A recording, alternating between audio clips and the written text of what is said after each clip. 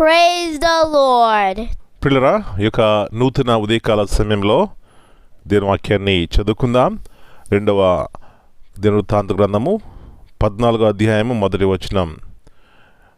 అతనికి బదులుగా అతని కుమారుడైన ఆసా రాజాయను. ఇతని దినములలో దేశము 10 సంవత్సరములు నెమ్మది పొందెను. 2 Chronicles chapter 14 and verse 1.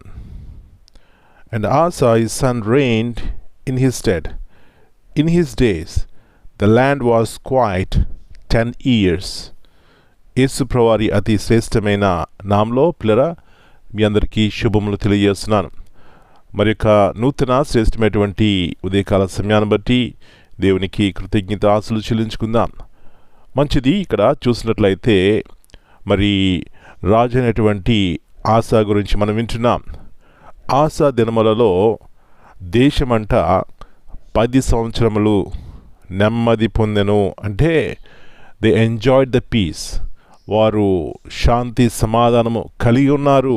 పిల్లరా, ఒక రాజు ఎప్పుడైతే దేవునికి విధేయత కలిగి ఉన్నాడో, దేవుని భయభక్తులు కలిగి ఉన్నాడో, దేవుని యొక్క మాట విన్నాడో, ఆ దేశంను క్షేమాభివృద్ధి చూసింది. నా ప్రియ సహోదరి, ఒకని విధేయత వలన ఆ కుటుంబంలో నెమ్మది ఉంటుంది. ఒకని విధేయత వలన అక్కడ పనిచేస్తున్న స్థలంలో నెమ్మది ఉంటుంది. ఎందుకు అంటే ఇక్కడ చక్కని మాట ఉంది. ఆసా తన దేవుడైన యెహోవా దృష్టికి అనుకూలముగాను యథార్థముగా నడిచిన వాడై. పిల్లరా, ఎలాంటి ఆశీర్వాదం అండి!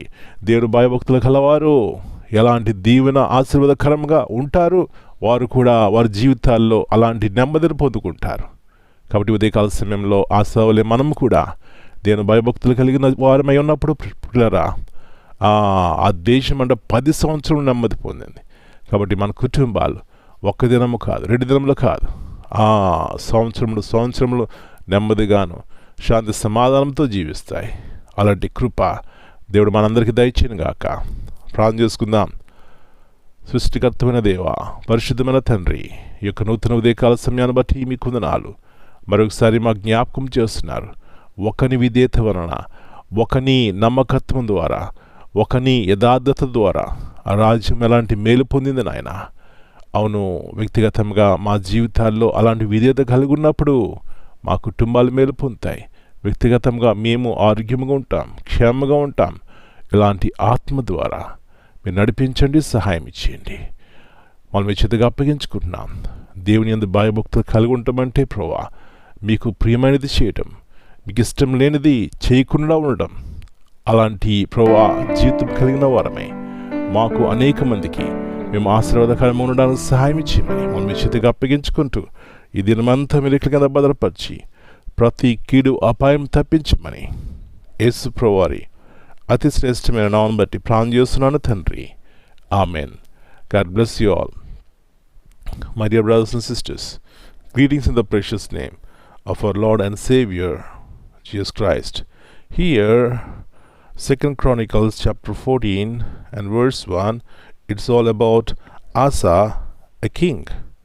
So here, the peace Judah experienced was not merely the absence of war, but a blessing from God that allowed the nation to grow stronger and seek Him wholeheartedly.